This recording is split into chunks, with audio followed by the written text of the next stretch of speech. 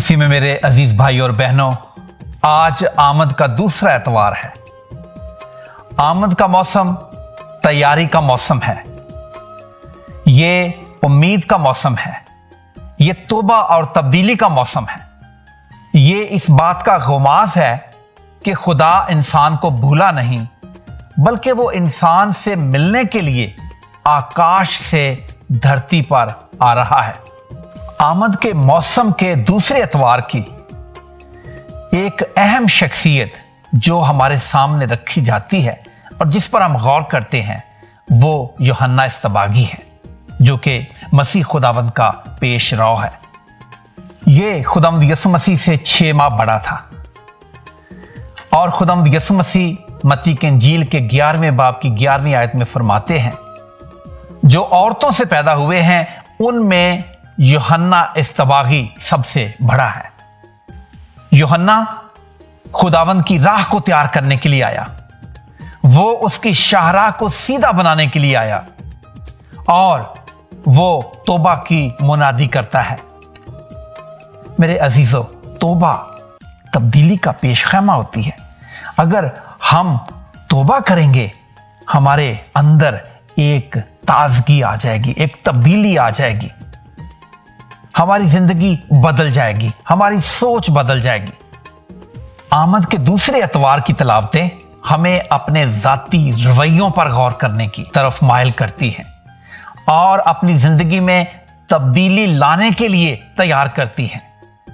यूहन्ना की जिंदगी को समझने के लिए हमें लूका की इंजील के पहले बाब की 15वीं आयत को जानना जरूरी होगा, क्योंकि वहां उसके किरदार के बारे में फरिश्ता खुद फरमाता है। वो खुदावंद के हजूर में बड़ा होगा, वो ना मैं पिएगा और ना कोई और नशा करेगा, और अपनी मां के बतन से ही वो रूहुल कुद्स से भर जाएगा, यानी वो खुदा का नजीर होगा। जब हम अदद की किताब उसके 6 बाब की पहली 21 आयात का मुताला करते हैं तो वहां पे नजारत के बारे में बताया गया है। नजारत इब्रानी जुबान के लफ्ज का तर्जुमा है, जिसका मतलब है खुदा के लिए मखसूस किया जाना, खुदावंद की नजर किया जाना। जो शख्स भी नजीर होने की मन्नत मानता है या उसके वालिदैन ये मन्नत मानते हैं, तो वो अपनी जिंदगी में 3 काम मद्देनजर रखता है। पहली बात यह है कि पाकिस्तान के सारे फलों को वो नहीं चखेगा, वो नशा नहीं करेगा। दूसरी बात यह है कि वो सारी जिंदगी अपने सर को नहीं मुंडाएगा। और तीसरी बात यह है कि वो किसी लाश को हाथ नहीं लगाएगा, मुर्दा शख्स को नहीं छुएगा। यूहन्ना इस्तबागी भी अपनी जिंदगी में नजारत का तजुर्बा करता है, और जो नजीर होते हैं वो अंबिया की तरह मर्दे खुदा होते हैं। वो खुदा के काम को लेकर आगे बढ़ते हैं, और यूहन्ना इस्तबागी भी अपनी जिंदगी में यही करता है। जब हम यूहन्ना के काम के बारे में बात करते हैं तो हमें यूहन्ना की इंजील के पहले बाब की 7वीं आयत मिलती है, जिसमें मरकूम है कि वो खुद तो नूर ना था, लेकिन वो नूर की शहादत देने के लिए आया था। और फिर लूका की इंजील के पहले बाब की 16वीं आयत में मरकूम है, वो उसके आगे आगे इलियास की रूह के साथ चलेगा, वो वालदों के दिल औलाद की तरफ माइल करेगा और रास्तबाजों को दानाओं की तरफ माइल करेगा, और खुदावंद के लिए एक मुस्तैद कौम तैयार करेगा। आज की इंजील मुकद्दस जो लूका की इंजील के 3 बाब की पहली 6 आयात पर मबनी है, इसमें हम 2 नुकात के बारे में सुनते हैं। पहला नुक्ता यह है, पहले हिस्से में हमें कनान की सियासी क़यादत का जिक्र मिलता है और दूसरे हिस्से में यूहन्ना इस्तबागी तौबा के बपतिस्मा की मुनादी करता हुआ नजर आता है। वो इशाया नबी के सहीफा की पेशन गोई को लेकर आगे बढ़ रहा है। पुकारने वाले की आवाज बियाबान में, खुदावंद की राह को तैयार करो, उसकी शाहराह को सीधा बनाओ। जब यूहन्ना इस्तबागी मंजरे आम पर आता है तो बनी इस्राएल के हालात एक स्याह रात की मानद थे। मलाकी नबी की मुनादी के बाद 400 साल खामोशी के साल थे और इन 400 सालों के बाद यूहन्ना इस्तबागी अपनी मुनादी के जरिए से इस खामोशी को तोड़ता है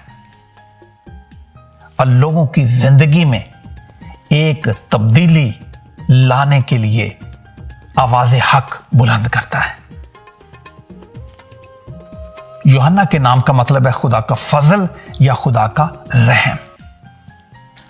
यूहन्ना इस्तबागी की जिंदगी के दो अहम मकासद थे, खुदावंद की राह को तैयार करना और लोगों को तौबा के बपतिस्मा की तरफ माइल करना। यूहन्ना इस्तबागी अपनी मां के बतन में उस वक्त डाला गया जब उसकी मां मायूस हो चुकी थी। उसकी उम्र, अपनी जिंदगी के पहले 30 साल यूहन्ना इस्तबागी खामोशी में बसर करता है और फिर अचानक मंजरे आम पर नमूदार होता है। वो नाउम्मीद लोगों के चेहरे पर मुस्कुराहट लाता है और गुनाहगारों के लिए नई उम्मीद का पैगाम लाता है। बहाली और तौबा का बपतिस्मा उसकी मुनादी का मरकज और महवर थे। खुदावंद का हाथ यूहन्ना पर था। वो इलाही सफात से मुज़य्यन था। वो नासरत से ताल्लुक रखता था और लावियों के कबीले से था। उसने अपनी जिंदगी में कोई मौजज़ा नहीं दिखाया और ना ही कोई निशान दिखाया। इसके बावजूद उसने अपनी मुनादी से लोगों के ज़मीर को झंझोड़ा और लोग बियाबान की तरफ उसके पास उमड़े चले आते थे। बियाबान से होते हुए वो उर्दन के किनारे पर पहुंचते थे और दरियाए उर्दन के पानियों में वो तौबा का बपतिस्मा हासिल करते थे। उसने पूरे यहूदिया में अपनी बाकमाल तबलीग से लोगों की जिंदगी में एक नया शाऊर पैदा किया, एक नई बेदारी पैदा की। लावी के बेटों की तरह ना तो उसने हैकल में तरबियत हासिल की थी और ना ही किसी रब्बी का शागिर्द रहा था। इलियास नबी की तरह यूहन्ना भी दलेर शख्स था। वो हाकिम वक्त की आंखों में आंखें डालकर बात करता है। वो अपनी मौक़िफ़ पर डटा रहता है। उसने लोगों की खुशनुदी को बाला ताक रखकर खुदावंद का कलाम सुनाया। दरियाए उर्दन का किनारा उसका मंबर था और जंगल बियाबान उसका घर था। यूहन्ना इस्तबागी पुराने और नए अहदनामे के दरमियान एक पुल की हैसियत रखता है। यूहन्ना खुदावंद की राह को तैयार करने की मनादी करता रहा। खुदावंद की राह को तैयार करने से क्या मुराद है? राह से मुराद है राह गुजर, आमदो रफ्त का रास्ता, किसी तक रसाई का रास्ता या एक जगह से दूसरी जगह जाने की राह गुजर। खुदावंद की राह जिंदगी की राह है जिसे तैयार करने की यूहन्ना इस्तबागी आज बात कर रहा है। खुदा तक पहुंचने के लिए सही राह पर होना और दुरुस्त सम्मत में आगे बढ़ना जरूरी है। बहुत से लोग जिंदगी के दोराहे पर या चौराहे पर खड़े हैं जिनके लिए जिंदगी की सही राह का तयन करना बहुत मुश्किल होता है, क्योंकि राह खुदा की तरफ जाने का जरिया भी बन सकती है और शैतान की राह भी हो सकती है। राह सही भी हो सकती है और गलत भी हो सकती है। जिंदगी में कई बार हम सफर करते करते गलत रास्ते पर चलते हैं, लेकिन थोड़ा आगे बढ़कर हम किसी से पूछते हैं कि क्या ये रास्ता मंजिल की तरफ जा रहा है, और पूछने पर हमें पता चले कि हम गलत राह पर हैं, तो हम वापस आते हैं और नई राह को इख्तियार कर लेते हैं। खुदा की राह सदाकत की राह है। खुदा की राह खुदा के लोगों की राह है। खुदा की राह अंबिया की राह है।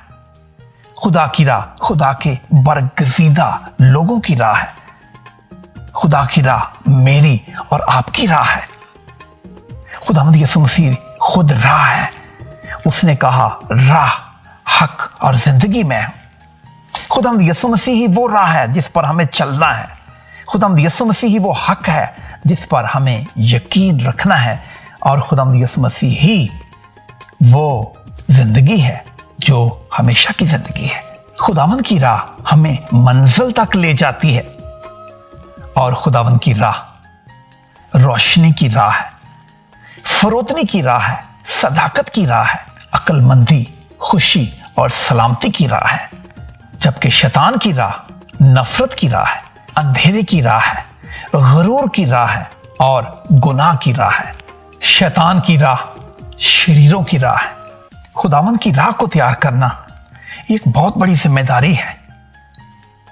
जैसे घर में वालिदैन अपने बच्चों के लिए रास्ते तैयार करते हैं, अदारों में हेड्स अपने अदारे के तमाम लोगों के लिए, मुलाजमीन के लिए राह तैयार करते हैं, इसी तरह कलीसिया सब मोमिनीन के लिए राह तैयार करती है। ये एक बहुत बड़ा मिशन है जो बपतिस्मा के जरिए से हम में से हर एक मसीही को मिला है। खुदावंद की राह को तैयार करने का मिशन खिदमत का मिशन है। इसके लिए एक जज्बा चाहिए, दिल में ईमान चाहिए, खुदा के लिए प्यार चाहिए, फराख दिली चाहिए और जुर्रत और दलेरी चाहिए। इसके लिए बहुत से नेक नीयत और नेक दिल लोगों की जरूरत है। इसके लिए बहुत बड़ी एक टास्क फोर्स की जरूरत है, क्योंकि ये बहुत बड़ा काम है। इसके लिए ज्यादा मजदूर चाहिए।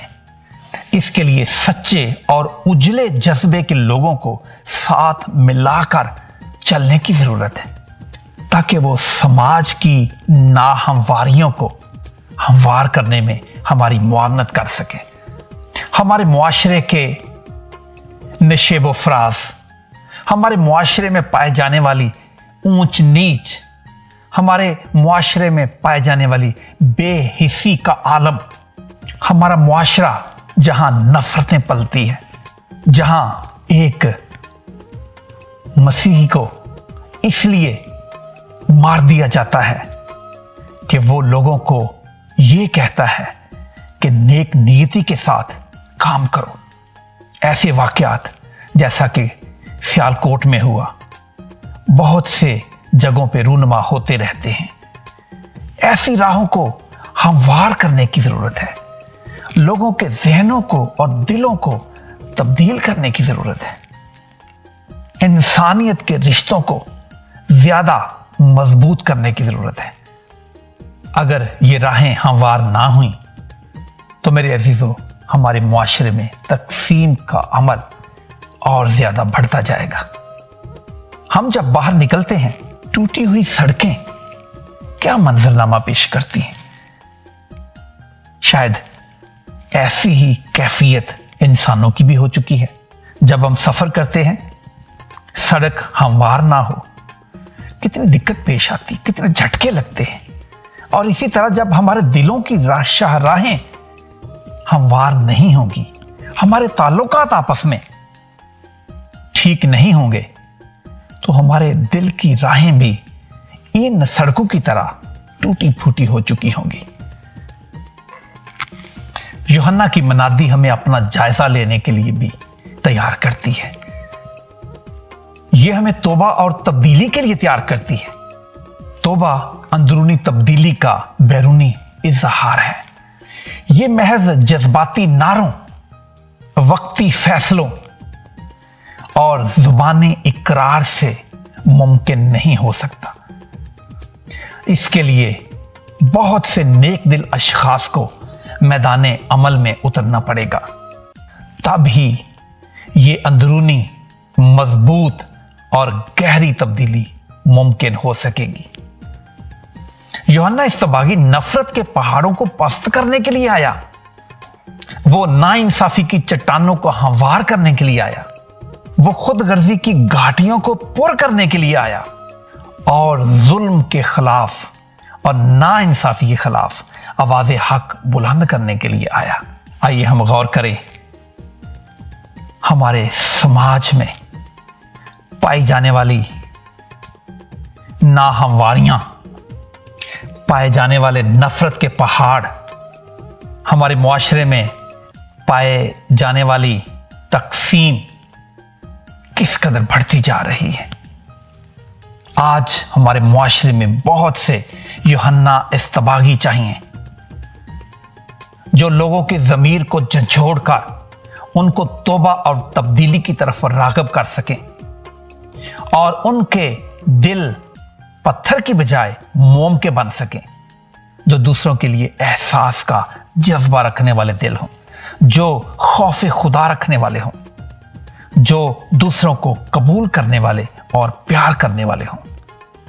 تب ہی خدا کی بادشاہی کا منظر نامہ بہتر ہو سکے گا، تب ہی ہم خدا کی بادشاہی کے لیے لوگوں کو تیار کر سکیں گے، تب ہی ہم خدا کی راہوں کو تیار کرنے کا مؤثر ذریعہ اور سبب بن سکتے ہیں۔ خداوند یسوع مسیح ہمیں ایسا کرنے کی توفیق عطا فرمائے، آمین۔